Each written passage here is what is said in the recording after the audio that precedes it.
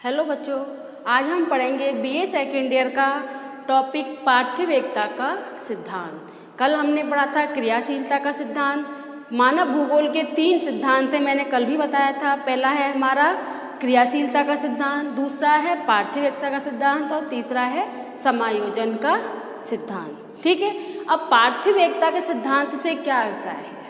अगर हम शब्द के बारे में बात करें, पार्थिव यानी कि पृथ्वी पर जहाँ कहीं भी है सभी जगह पर लगभग एकता पाई जाती है। एकता से मतलब है यहाँ पर आपस में संबंधित। अगर हम एकता की बात करें तो यहाँ एकता का संबंध किससे है? संबंध से है कि एक दूसरे से हम किस तरह से संबंधित हैं। पृथ्वी पर जो भी कुछ है, किसी भी हम शब्द को नहीं बोल रही मैं, जो भी कुछ है वो सब एक दूसरे से कहीं ना कहीं संबंधित होता ही है। ठीक है, क्यों होता है? क्योंकि पृथ्वी पर अगर हम अपने आप के अस्तित्व की बात करें तो अपना अस्तित्व कब तक है? जब तक हमारी फैमिली है। हम अगर अकेले हैं तो हमारा अस्तित्व है? मैं एक छोटा सा उदाहरण दिया है ये। तो वो चीज़ क्या दिखाती है कि पृथ्वी पर जहाँ कहीं भी है वहाँ पर सभी जगह पर एकता ही मिलती है। और अगर परिवार है, समूह है, तो हम मानव समुदाय का महत्व होता है, एकाकी मानव का कोई भी महत्व नहीं होता। इसको अगर हमें समझने के लिए एक समझ सकते हैं कि एक परिभाषा से समझाती हूँ कि पृथ्वी एक इकाई है। अगर हम इसकी बात करें, इससे पृथ्वी एक इकाई है। अब इस शब्द को अर्थ को समझो। पृथ्वी क्या है? एक इकाई के रूप में है और उसके सभी भाग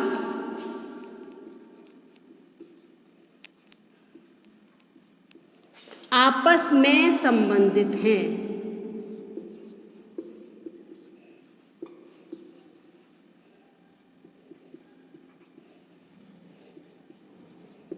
ठीक है, अब इसको पृथ्वी क्या है? हम पृथ्वी को क्या पढ़ते हैं? एक इकाई के रूप में पढ़ते हैं और उस इकाई के सभी भाग आपस में संबंध रखते हैं। अगर हम पृथ्वी की एक इकाई में किसी भी चीज़ को ले लें, उन सभी का आपस में संबंध होता ही है। ठीक है, जैसे कि मैंने तुम्हें क्रियाशीलता के सिद्धांत में बताया था कि पृथ्वी पर अपने अक्ष पर और कक्ष पर घूमती है, जिस कारण से दिन और रात बनते हैं। ये समझाया था। अब दिन रात बनते हैं तभी क्या होता है? तापमान में अंतर आता है। तापमान में अंतर आता है तो हमारी जो दैनिक क्रियाओं में उसमें भी अंतर आता है। हम जिस क्षेत्र में रहते हैं उस क्षेत्र को अगर हम एक इकाई के रूप में देखें तो भी वहाँ पर एकता ही मिलती है।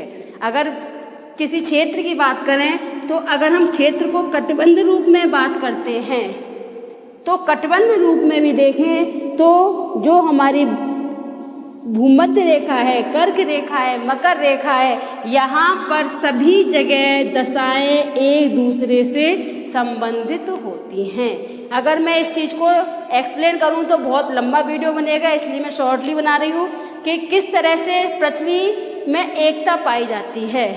यहाँ पर अगर हम बात करें, अगर सूर्य की किरणें उत्तरायण दक्षिणायन होती है, समझाया था मैंने, कल ही समझाया है। उत्तरायण दक्षिणायन होने से क्या होता है? टेम्परेचर में अंतर आता है, दिन रात में अंतर आता है, दिन की अवधि में अंतर आता है, रात की अवधि में अंतर आता है। तो ये सब चीज़ें क्या दिखाती है? पृथ्वी पर एकता को दिखाती हैं। ठीक है, क्लियर हो गया? यानी पृथ्वी की जो घूर्णन गति है वो सब किसको दिखाती है? एकता को। दूसरा आता है हमारा जलवायु के नियम के आधार पर। पहला तो आ गया हमारा पृथ्वी की घूर्णन गति।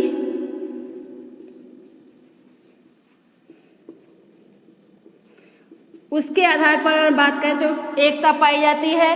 पृथ्वी एक नियम के अकॉर्डिंग एक क्रम में ही घूर्णन करती है, घूमती है। वो अपकेंद्रीय बल के कारण, अभिकेंद्रीय बल के कारण अपनी जगह पर स्थित है। अब इसको समझा सकती हूँ। अपकेंद्रीय बल और अभिकेंद्रीय बल, 2 बल काम करते हैं जिस कारण से ये पृथ्वी की जो घूर्णन है अपने सौर मंडल में स्थिरता बनाए हुए है। ठीक है, दूसरा आता है हमारा जलवायु का नियम। अगर हम इकाई वाली बात करें तो दूसरा आता है हमारा जलवायु का नियम।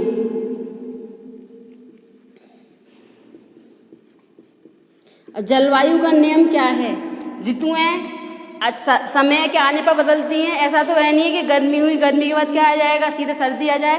धीरे धीरे जलवायु में परिवर्तन आता है, और जलवायु में जब परिवर्तन आता है तो उससे क्या इफेक्ट होता है, हमारा पूरा जीवन या हमारी दिनचर्या पूरी तरह से प्रभावित होती है।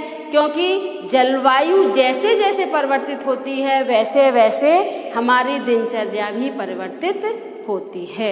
और अगर हम जलवायु के नियम की बात करें तो जलवायु के नियम में 3 कारक मुख्य काम करते हैं। पहला है तापमान, दूसरा आर्द्रता और तीसरा वर्षा। अगर हम इन तीनों के बारे में बात करें तो अगर तापमान नहीं बढ़ेगा, तापमान जब अधिक होगा तभी आर्द्रता बनती है। तुम लोगों को अगर फर्स्ट तापमान बढ़ता है तो आर्द्रता बढ़ती है। आर्द्रता भी 2 तरह की होती है, एक होती है निरपेक्ष आर्द्रता और दूसरी होती है सापेक्ष आर्द्रता। इस आधार पर ही हमारी वर्षा होती है। इन चीज़ों को अगर एक्सप्लेन चाहिए तो मैं उसको बाद में करूँगी, मुझे कमेंट बॉक्स में डालना, क्योंकि इस चीज़ को एक्सप्लेन करूँगी तो बहुत लंबी वीडियो बनेगी मेरी। ठीक है, तो आर्द्रता 2 तरह की होती है, निरपेक्ष आर्द्रता और सापेक्ष आर्द्रता। और जैसे जैसे तापमान बढ़ता है आर्द्रता बढ़ती है तो वो हमें वर्षा करने में सहायक होती है। तो अगर हम इस नियम के अकॉर्डिंग चलें तो हमारा नियम क्या हो गया, पृथ्वी पर एकता हो गई, एकता निकल के आ रही है, एक दूसरे से रिलेटेड होते जा रहे हैं हम लोग। अगर एक साथ रिलेटेड ना होंगे तो क्या होगा, ना तापमान बढ़ेगा ना वर्षा होगी। अब इसको मैं एक सिंपल वे में समझाती हूँ। हमारे यहाँ वर्षा कौन सी होती है, मानसूनी, सबको पता है। तुम लोगों को न्यूज़ में भी सुना होगा तुमने कि जो वर्षा होती है वो मानसूनी द्वारा वर्षा जो होती है तो वो मानसूनी हवाएं कि या हम ये कहें कि मानसून जो है कभी लेट आ रहे हैं कभी जल्दी आ रहे हैं, उसका कारण क्या होता है, तापमान। क्यों? क्योंकि जो मानसूनी हवाएं होती हैं वो भूमध्य रेखा के पास से शुरू होती हैं, और भूमध्य रेखा के पास में अगर मैं इसको ग्राफ से और समझा देती हूँ तुम्हारे अच्छे से क्लियर हो जाएगा। क्योंकि मानसूनी हवाओं का रूल क्या होता है, 6 महीने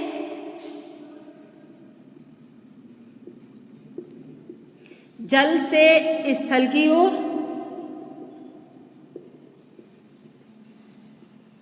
और 6 महीने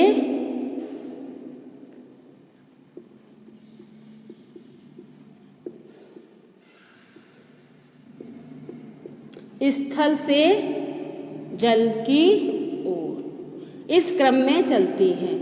अब जब हवाएं 6 महीने कैसे चल रही हैं, जल से स्थल की ओर, ये हमारी क्या हो गई, भूमध्य रेखा।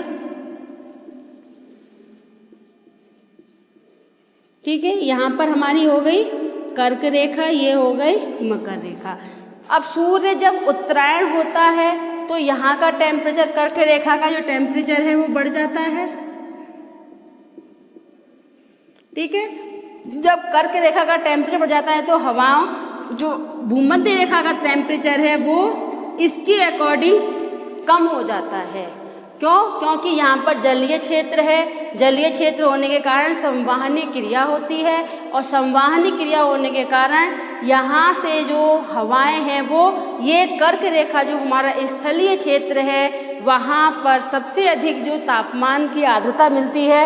ये जीके का क्वेश्चन भी है कि सबसे अधिक तापांतर कहाँ पाया जाता है, सबसे अधिक तापांतर हमारा कर्क रेखा पर पाया जाता है। क्यों? क्योंकि यहाँ पर जलीय क्षेत्र कम है और स्थलीय क्षेत्र अधिक पाए जाते हैं। तापमान भूमध्य रेखा पर अधिक नहीं होता है, कहाँ होता है सबसे अधिक, कर्क रेखा पर। तो जो मानसूनी हवाएं हैं वो कर्क रेखा की ओर आगे बढ़ती हैं, और कर्क रेखा की ओर जब आगे बढ़ती हैं तो वो मानसूनी हवाएं वर्षा जलीय क्षेत्र में निकलने के कारण वर्षा करने में सहायक होती हैं।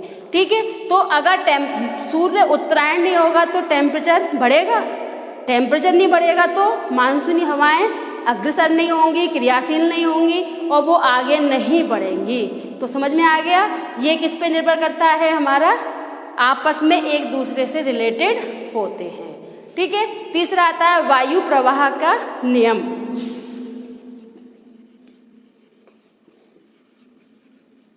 वायु प्रवाह का नियम भी यही है कि वायु कैसे चलती है, उच्च दाब से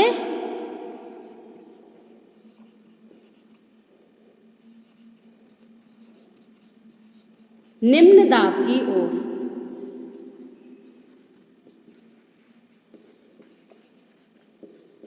ठीक है, जब वायु उच्च दाब से निम्न दाब की ओर चलती है तो एक सामान्य नियम है टेम्परेचर, यहाँ पे उच्च दाब पे टेम्परेचर कैसा होगा, कम होगा। ये हमेशा ध्यान रखना, बहुत से बच्चे भूल जाते हैं कि उच्च दाब है तो टेम्परेचर कम, निम्न दाब है तो टेम्परेचर अधिक। ठीक है, तो हवाएं कैसे चलती हैं, अधिक कम टेम्परेचर से अधिक टेम्परेचर की ओर। ये भी क्या दिखाता है, एकता को दिखाता है कि अगर टेम्परेचर तापमान में अंतर नहीं आएगा तो हवाएं भी नहीं चलेंगी। ठीक है, क्लियर हो गया। अब आती है बात कि पार्थिव एकता का सिद्धांत। पार्थिव एकता सब क्लियर होगी सबको। अब मैं बताती हूँ कि पार्थिव एकता सबसे पहले शुरू किसने की थी। इनमें सबसे पहला नाम आता है कांट और दूसरे आते हैं हम्बोल्ट। इन दोनों ने पार्थिव एकता के बारे में बहुत विस्तार से बताया था कि पृथ्वी पर किस तरह से एकता पाई जाती है। तो जो इसके विचारक हैं पार्थिव एकता के, वो कौन है, पहले हैं हमारे कांट और दूसरे हैं हमारे हम्बोल्ट। ठीक है, इन दोनों ने पार्थिव एकता के सिद्धांत को बहुत अच्छी तरह से एक्सप्लेन किया था कि किस तरह की संरचना पाई जाती है। अब पार्थिव एकता को समझने के लिए मैं एक और स्पष्ट करती हूँ कि एक परिभाषा है कि हमारी पृथ्वी पर जो भी कारक हैं, चाहे वो भौगोलिक हो या सांस्कृतिक, वो एक दूसरे से संबंधित होते हैं। ठीक है, अगर हम इसको बात करें, इस पर भौगोलिक व सांस्कृतिक कारक एक दूसरे से संबंधित।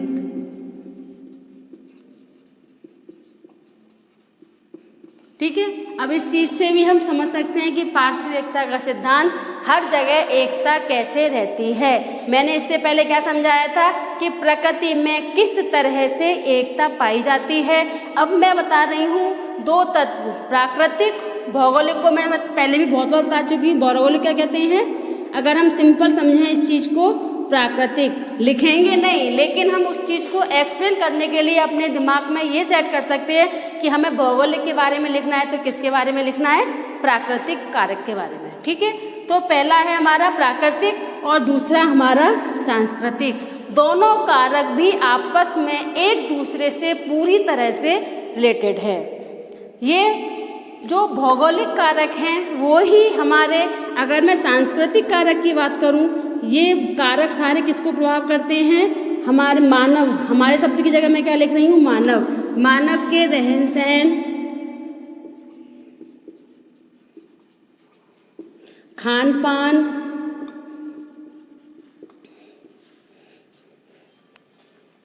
दो में ही सारे शब्द तो आ जाते हैं वैसे तो, जो मानव के रहन सहन और खान पान को पूरी तरह से प्रभावित करते हैं। अब प्राकृतिक कारक क्या प्रभाव डाल रहे हैं रहन सहन और खान पान पर, ये मैं बताती हूँ। अगर गर्मियाँ आती हैं तो हम क्या पहनते हैं, स्वेटर या शॉल? शॉल ओढ़ते हैं? नहीं ओढ़ते। क्यों नहीं ओढ़ते? क्योंकि वो प्राकृतिक कारक कैसा बना हुआ है कि तापमान कैसा है हमारा, अधिक। तापमान अधिक है, ये हमारा भौगोलिक कारक है, और हमने उस तापमान के अकॉर्डिंग सूती कपड़े या हल्के कपड़े कह सकते हैं कि हल्के कपड़े पहनने शुरू किए। हल्के को हम कह सकते हैं पतला कपड़ा भी कह सकते हैं।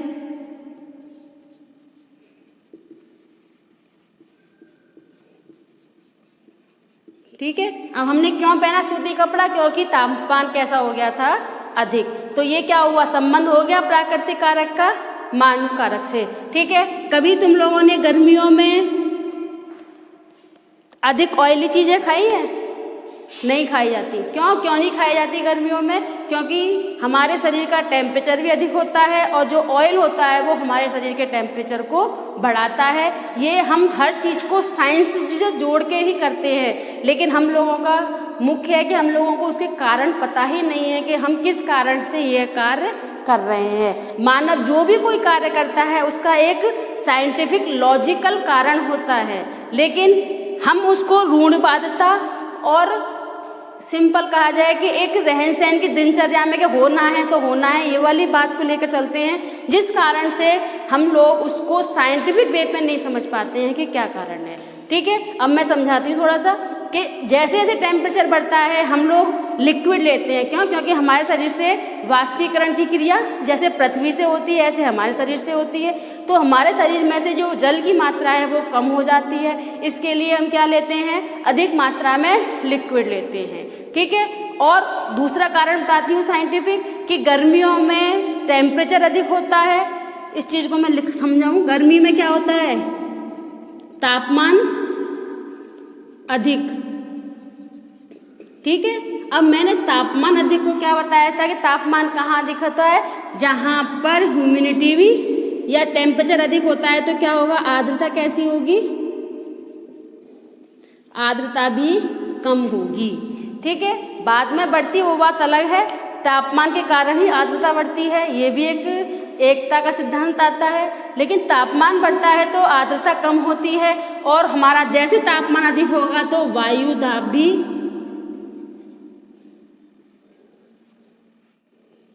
कम होगा। और जब वायु दाब कम होता है तो हमारे शरीर को एक्टिव रहने के लिए कुछ भी हम काम करते हैं तो हमको अधिक बल लगाने की आवश्यकता नहीं होती। जबकि शीतकाल में यानी सर्दियों में क्या होता है? अगर मैं सर्दियों की बात करूं, सर्दियों में तापमान कम, इसको क्लियर हो जाएगा, चाहो तो ले सकते हो तुम अपना स्क्रीनशॉट। तापमान कम तो वायु दाब अधिक, और जब वायु दाब अधिक होता है तो क्या होगा? हमारे शरीर में जो है कोई भी हम काम करते हैं तो हमें अधिक शक्ति लगानी पड़ती है, अधिक बल लगाना पड़ता है, जिस कारण हमें ताकत के लिए अधिक चीज़ों की आवश्यकता होती है, जिसमें हम पोषक तत्वों में ऑयल का भी या घी का भी इस्तेमाल अधिक करते हैं। क्लियर है? दूसरा, हमारी पाचन क्रिया भी अच्छे से काम करती है। अब क्लियर हो गया ना दूसरा भौगोलिक कारक के रूप में। अब हम इन सभी कारकों को अध्ययन के लिए कुछ भूगोलवेत्ताओं ने परिभाषाएं दी हैं, उन परिभाषाओं के आधार पर समझने की कोशिश करेंगे कैसे हम पार्थिव एकता का सिद्धांत हमें प्रभावित करता है। विभिन्न भूगोलवेत्ताओं ने अपनी परिभाषाएं दी हैं, वो किस तरह से दी हैं। ठीक है, इसमें पहला आता है हमारा रेडजेल के अनुसार। जो रेडजेल थे उन्होंने क्या कहा था कि वातावरण के सभी भौगोलिक तत्व चाहे वो जड़ हो या चेतन एक दूसरे से संबंधित हैं। अब इसका मतलब समझ लो कि सभी भौगोलिक तत्व, यहाँ पर सभी भौगोलिक तत्व का मतलब है जो भी भौगोलिक क्रियाएं हैं वो किस पे निर्भर करती हैं? जड़ और चेतन। जड़ किसे बोलते हैं? जो जीवित नहीं है, और चेतन जो जीवित है, यानी जिसका, अगर मैं सिंपल बात करूं कि जीवित का अर्थ क्या है? जिसका विकास होता हो, जिसमें गति बनी रहे, विकास की गति। अब वो चाहे एक जगह स्थिर होकर हो, चाहे एक जगह चलते हुए हो, किसी भी तरह से हो, लेकिन उसकी जो विकास की गति है वो बनी हुई होनी चाहिए। और जड़ का मतलब है कि वो जीवित ना हो। जैसे कि हमारी चट्टानें हैं, वो कैसी हैं? चट्टानें हमारी कैसी हैं? अपनी जगह स्थिर हैं। ठीक है, अब चेतन का अर्थ में मैंने विकास तो बोला, साथ में नीचे लिख दिया गति। गति का मतलब है उसमें मूवमेंट होना ही जरूरी नहीं है, विकास का क्रम बना रहना चाहिए। पेड़ को हम क्या कहते हैं? मानव क्या है? पेड़ एक जगह स्थिर होते हैं, लेकिन उनको हम क्या मानते हैं? जीवित मानते हैं, क्योंकि एक छोटा सा पौधा भी बहुत बड़ा होता है। ठीक है, तो सभी भौतिक तत्व चाहे वो जड़ हो या चेतन एक दूसरे संबंधित हैं। कोई भी परिस्थिति अकेली नहीं होती। चाहे किसी भी परिस्थिति की बात करें, हर परिस्थिति एक दूसरे के कारण होती है।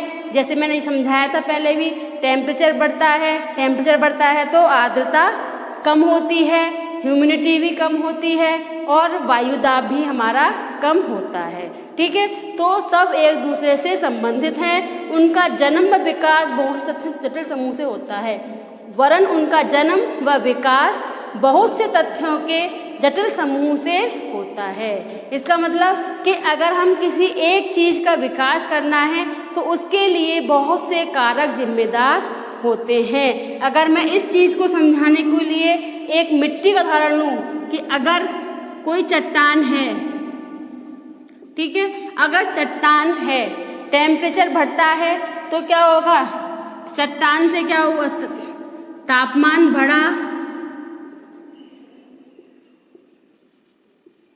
तापमान बढ़ेगा तो क्या होगा, चट्टानों में अपक्षय की क्रिया होगी। अपक्षय की क्रिया से क्या होगा, मिट्टी का निर्माण होगा। ठीक है, अब मिट्टी को पोषक कहाँ से मिलेंगे, वनस्पति से मिलेंगे। अगर मिट्टी में वनस्पति के पोषक तत्व ना होंगे तो ये क्या होगा, शैल चूर्ण। ठीक है, क्लियर हो रहा है। यानी एक नहीं है, बहुत सारे कारक एक ही दूसरे पर निर्भर करते हैं, तभी हमारा पार्थिव एकता का सिद्धांत सफल होता है। ठीक है, और जटिल समूह क्यों कहा गया, क्योंकि सभी चीज़ें इसमें एक दूसरे से इस तरह से रिलेटेड है कि इसको हम अलग भी नहीं कर सकते हैं। जैसे हम एक धागे के गुच्छा अगर आपस में उलझ जाता है तो उसको हम अलग नहीं कर सकते, तो वो क्या है, जटिल गुच्छा बन गया। ऐसे ही ये जटिल समूह के रूप में जाना जाता है। क्लियर है। अब आते हैं हम हमबोल्ट को जैसे बताया था, पार्थिव एकता सिद्धांत में हमबोल्ट और कांट दो का नाम मुख्य था। तो हमबोल्ट क्या कहते हैं, एक ध्रुव से दूसरे ध्रुव तक एक ही आत्मा। पृथ्वी, अगर ग्लोब की बात करें तो ग्लोब में वैसे अगर हम सिंपल रूप में देखें तो ग्लोब के हम दो हिस्से कर देते हैं कि ये उत्तरी गोलार्ध है, ये उत्तरी गोलार्ध है, और ये क्या है, दक्षिणी गोलार्ध। ठीक है, लेकिन अगर हम दशाओं की बात करें तो उत्तरी यानी भूमध्य रेखा से चाहे हम उत्तर की ओर जाएं, चाहे हम दक्षिण की ओर जाएं, सभी भौगोलिक दशाएं एक जैसी ही मिलती हैं। जैसे कि यहाँ पर कर्क रेखा है, यहाँ मकर रेखा है, ये 90 डिग्री पर है, ये भी 90 डिग्री पर है, ये कर्क रेखा 23.5 डिग्री पर है, मकर रेखा भी 23.5 डिग्री पर है, एक रेखा 66.5 डिग्री पर है जो तापमान की विभिन्नता को बताती है। यहाँ पर भी 66.5 डिग्री पर एक रेखा है जो तापमान की विविधता को दिखाती है। तो ये क्या चीज़ दिखा रही है, चाहे हम उत्तरी ध्रुव पे जाएं, चाहे दक्षिणी ध्रुव पे जाएं, सभी जगह एक जैसी आत्मा व्याप्त है, सभी दशाएं एक जैसी पाई जाती हैं। ठीक है, हमबोल्ट ने जो इस परिभाषा को दिया है, तो हमबोल्ट की एक पुस्तक है कॉस्मोस। किसी भी कंपटीशन की अगर तैयारी कर रहे हो तो तुम्हें भूगोल वेत्ताओं और उनकी किताबों को भी याद करना पड़ेगा। आगे जाके मैं कंपटीशन के बारे में बताऊंगी, तब तो मैं भूगोल वेत्ताओं की किताबों के बारे में भी बताऊंगी। ठीक है, तो अब ये क्या है, हमबोल्ट ने क्या है, कॉस्मोस जो लिखी थी उसमें ये परिभाषा को कहा था। ठीक है, अगला आता है हमारा ब्लास की जो पुस्तक है उसका नाम है एजेंट। ब्लास ने अपनी पुस्तक एजेंट में कहा है कि राजनीतिक मानचित्र का अध्ययन प्राकृतिक मानचित्र के साथ किया जाता है। ठीक है, अब इस चीज़ को समझें कि जो राजनीतिक मानचित्र का अगर हमें अध्ययन करना है तो उससे पहले हमें प्राकृतिक मानचित्र को पढ़ना पड़ेगा। क्यों पढ़ना पड़ेगा, क्योंकि हमारी दो तरह के मानचित्र होते हैं, एक राजनीतिक और दूसरा प्राकृतिक। राजनीतिक मानचित्र जो होता है वो मानव द्वारा निर्मित किया जाता है, यानी उसकी सीमाएं मानव निर्धारित करता है, जबकि प्राकृतिक मानचित्र की जो सीमाएं हैं वो प्रकृति द्वारा निर्धारित होती हैं। तो प्रकृति ने जो संरचना बना रखी है उसने सीमाओं को पर्वत, पठार, मैदान, नदियों से विभाजित कर रखा है। तो उसके लिए कि किस क्षेत्र में, किस राज्य में कौन सा पर्वत है, कौन सा पठार है, कौन सा मैदान है, इन सब का अगर हमें अच्छे से अध्ययन करना है तो प्राकृतिक मानचित्र की जानकारी होनी बहुत आवश्यक होती है। अगला आता है हमारा बर्गहाउस के अनुसार। बर्गहाउस ने प्रत्येक प्रदेश की वातावरण की दशाएं प्राकृतिक प्रदेश का निर्धारित करती है। ठीक है, अब ये देखो बहुत सिमिलर है आपस में एक दूसरे से। क्यों? क्योंकि इसमें क्या किया जा रहा है कि राजनीतिक मानचित्र का अध्ययन प्राकृतिक मानचित्र से करना है, जबकि यहाँ क्या कहा गया है कि प्रत्येक प्रदेश की वातावरण की दशाएं प्राकृतिक प्रदेश का निर्धारण करती हैं। ठीक है, अब वातावरण की दशाओं से मतलब क्या है? यहाँ तो उन्होंने स्थलाकृति के बारे में बात करी है, जबकि यहाँ पर किससे बात की है? वातावरण दशाओं से क्या मतलब है? यहाँ पर तापमान, आर्द्रता, जल की उपलब्धता,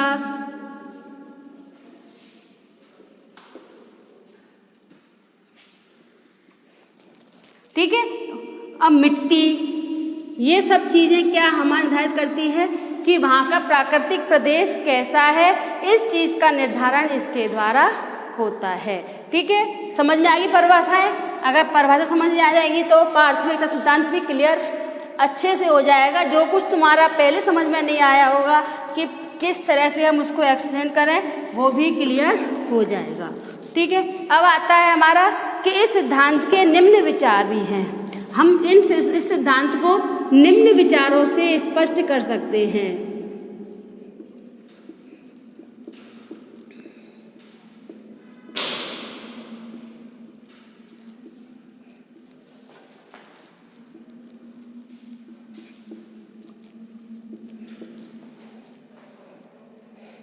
इसमें पहला आता है हमारा जलवायु प्रदेश का निर्धारण।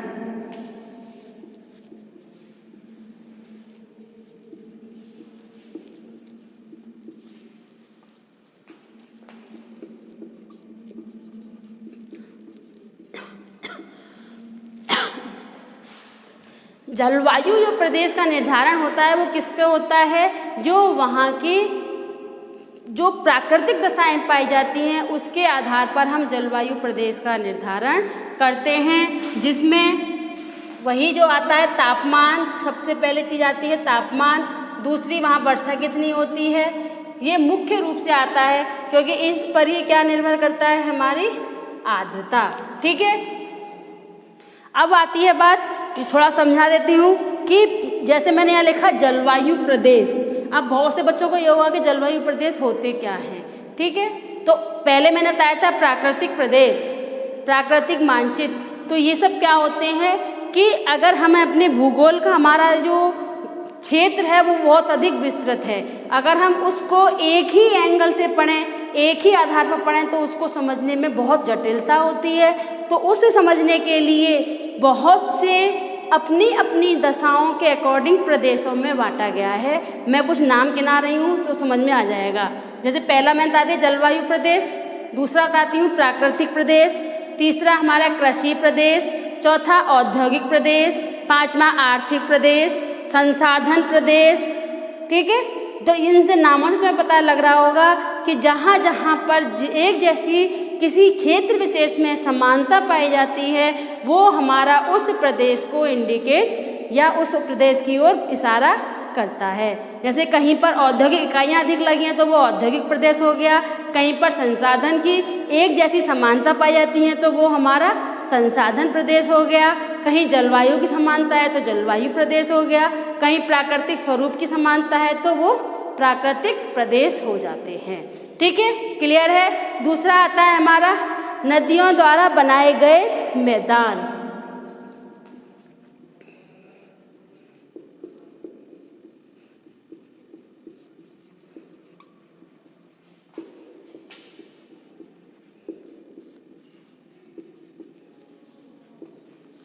अब जो नदियों द्वारा जो मैदान बनाए जाते हैं उनमें भी एक समानता पाई जाती है। जैसे मिट्टी कैसी होती है मैदानों की? कछारी मिट्टी होती है या हम कहें दोमट मिट्टी होती है। वो दोमट मिट्टी कैसे आधार पड़ती है? क्योंकि नदियों द्वारा जो तलछट लाया जाता है उसमें पोषक तत्व मिल जाते हैं और उन पोषक तत्वों के आधार पर जो क्षेत्र का या मैदान का निर्माण होता है वो कैसी होती है? जो मैदान बनते हैं वो लगभग एक समान ही बनते हैं। जैसे मैं बता दूं तुम्हें नदियों के नाम, जैसे गंगा का मैदान,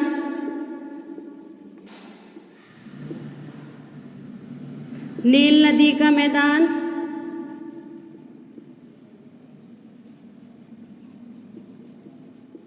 सिंधु का, सतलज का। तो ये सब क्या है, इन सभी मैदानों में लगभग एक जैसी समानता पाई जाती है, इसीलिए इसे कहा जाता है नदियों द्वारा बनाए गए मैदान पार्थिव एकता के सिद्धांत को स्पष्ट करते हैं। ठीक है, तीसरा आता है हमारा वनस्पति प्रदेश।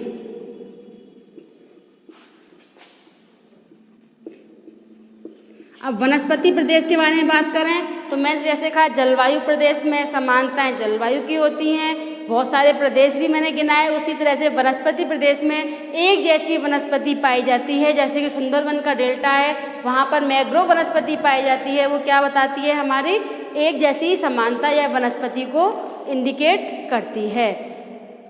तीसरा आता है पशु, धरातल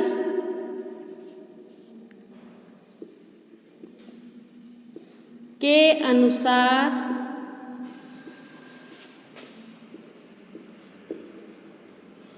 पशुओं को पालना। ठीक है, अब इसको हम समझें कि जैसा हमारा धरातल होता है हम उसी के अनुसार पशुओं को भी पालते हैं। अगर मैं कहूँ मैदानी क्षेत्रों में हम कैसे पालते हैं, जिनके पैर पशुओं के लंबे होते हैं उन पशुओं को पाला जाता है। अब मैदान में भी एक जैसा मैदान नहीं होता है, कहीं पर जल की उपलब्धता अधिक होती है, कहीं जल की उपलब्धता अधिक होती है।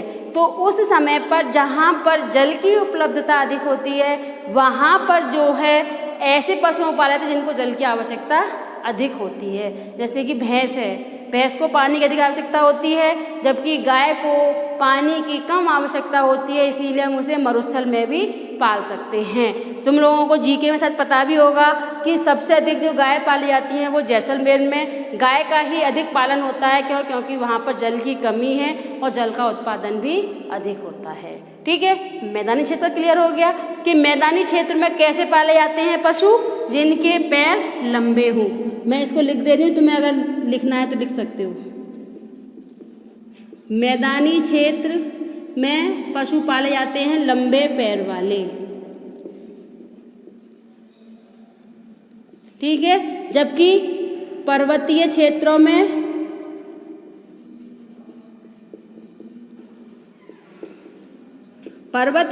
जो पशु पाले जाते हैं उनके छोटे पैर होने चाहिए।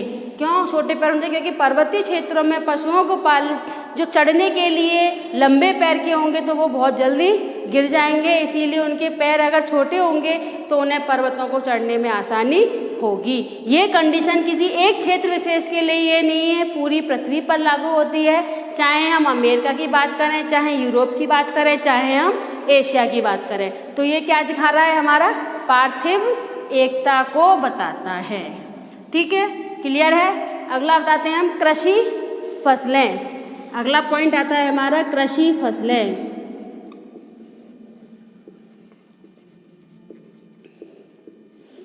अब जो कृषि में जो है हम फसलों को 3 रूप में बांटते हैं, रबी, खरीफ, जायद। ठीक है, अब कृषि में हम किस चीज़ का उत्पादन कर रहे हैं, जैसे चावल है, गेहूं है, मोटे अनाज है, गन्ना है, कपास है, तो उन सभी के उत्पादन के लिए एक समान भौगोलिक दशाएं होती हैं। जैसे अगर हम चाय का उत्पादन कर रहे हैं तो वो कहाँ होगा, वो सिर्फ पर्वतीय क्षेत्रों में हो सकता है, मैदानी क्षेत्रों में नहीं हो सकता। क्यों? क्योंकि उसे जल की आवश्यकता अधिक होती है, लेकिन जल जड़ों में रुकना नहीं चाहिए। ठीक है, अगर हम कपास की बात करें तो कपास के लिए क्या चाहिए, नमी युक्त मिट्टी चाहिए। जो काली मिट्टी है वो नमी को सोख के रखती है, तो इसीलिए हम कपास का उत्पादन कहाँ करते हैं, काली मिट्टी में। ठीक है, गेहूँ है, गेहूँ को जल की मात्रा कम होती है लेकिन मिट्टी पोषक चाहिए, तो हम दोमट मिट्टी में उत्पादन करते हैं। चावल है, उसको नमी भी चाहिए, तो दोमट में तराई क्षेत्रों में हम चावल का उत्पादन करते हैं। तो ठीक है, ये सब दशाएं किसी एक क्षेत्र विशेष के लिए नहीं है, ये पूरे हर एक क्षेत्र के लिए जहाँ पर भी हम कृषि फसलों का उत्पादन कर रहे हैं। ठीक है, अगला आता है हमारा भोजन और आदतें।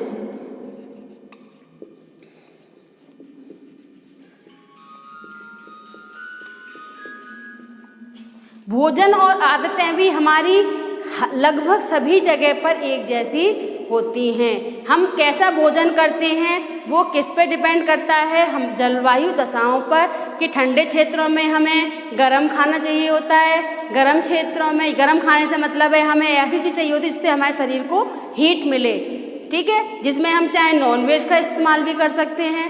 बहुत से करना पड़ता है, यूरोपीय देशों में नॉनवेज क्यों अधिक खाया जाता है, क्योंकि उनको शरीर को टेम्परेचर मेंटेन करने के लिए जो चाहिए होता है वो कहाँ से मिलता है, उन्हें नॉनवेज से मिलता है, ठीक है। तो हमारी आदतें किस पे निर्भर करती हैं, हमारे भोजन पर निर्भर करती हैं, ठीक है। अब आता है हमारा जनसंख्या वितरण।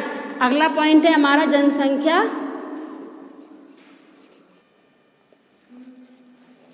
अगला पॉइंट आता है हमारा जनसंख्या वितरण। जनसंख्या का वितरण कैसे रहता है, कि जनसंख्या किस क्रम में पाई जाती है।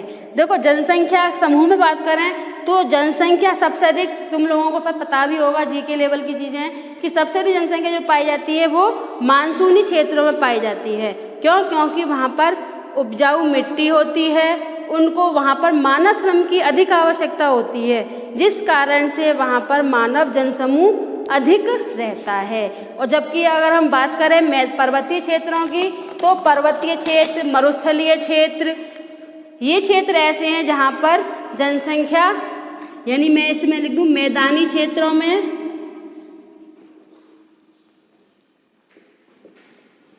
जनसंख्या कैसी रहती है, अधिक,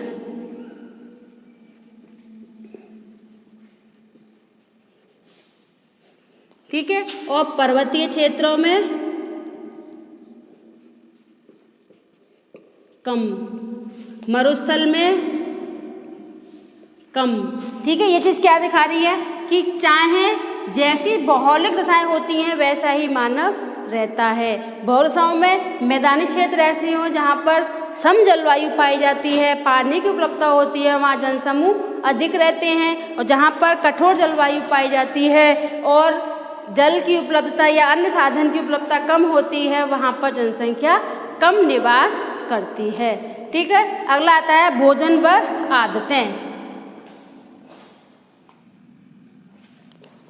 इसे इरेज कर दूं या इधर लिख दूं?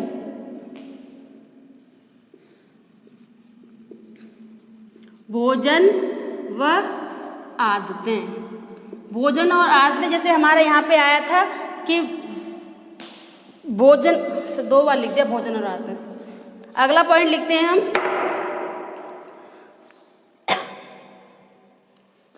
तो ये सब कारक क्या है, ये हमारे वो जो विचार हैं वो पार्थिव एकता को स्पष्ट करते हैं। और इस सिद्धांत को हम एक तरह से और समझ सकते हैं इस विचारधारा के अनुसार कि पार्थिव एकता जो है वो किस तरह से व्यवस्थित है। अगर हम सिंपल बात करें कि हमारे यहाँ 3 मंडल पाए जाते हैं, या 3 मंडलों पे चौथा मंडल डिपेंड करता है, स्थल मंडल, जल मंडल और वायुमंडल, और ये हो गया हमारा जैव मंडल। तो ये कब निर्भर करता है, जहाँ स्थल, जल और वायु तीनों के संयोग से क्या बनता है, हमारा जैव मंडल, ठीक है। ये पहला हो गया कि हमारा पार्थिव एकता को बहुत अच्छी तरह से स्पष्ट करता है कि पृथ्वी पर जहाँ कहीं है वहाँ एकता पाई जाती है, ठीक है। दूसरा आता है हमारा वायुमंडल की, जो वायुमंडलीय विभिन्न तत्व हैं वो आपस में एक दूसरे से संबंधित हैं, यानी वायुमंडल में जो भी कुछ घटनाएं घटती हैं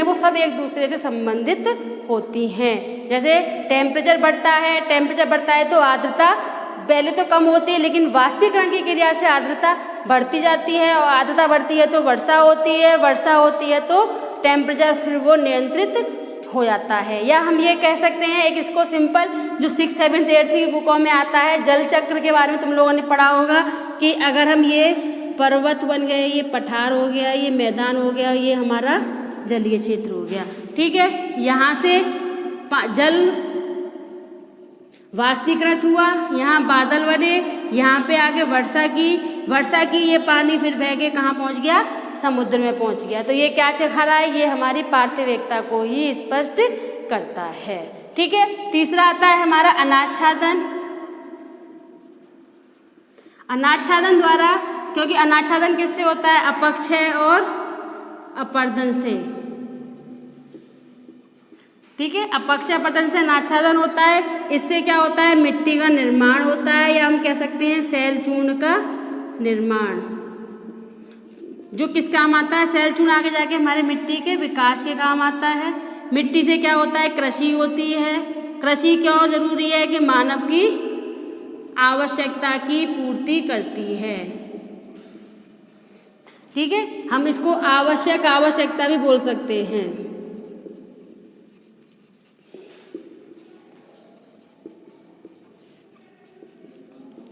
ठीक है, क्लियर हो गया। तो ये सब क्या चीज़ दिखाती है, हमारे पार्थिव एकता को निर्धारित करती है। जो समझ में ना आए वो और पूछ लेना, कि वैसे तो क्लियर हो चुका होगा कि पृथ्वी पे जहाँ कहीं है वहाँ हर जगह कहीं ना कहीं एक दूसरे से हम प्रभावित होते हैं। सिंपल कहा जाए, हम प्रभावित होते हैं, प्रभावित करते हैं, और यही प्रभाव हमारा पार्थिव एकता को स्पष्ट करता है। Thank you.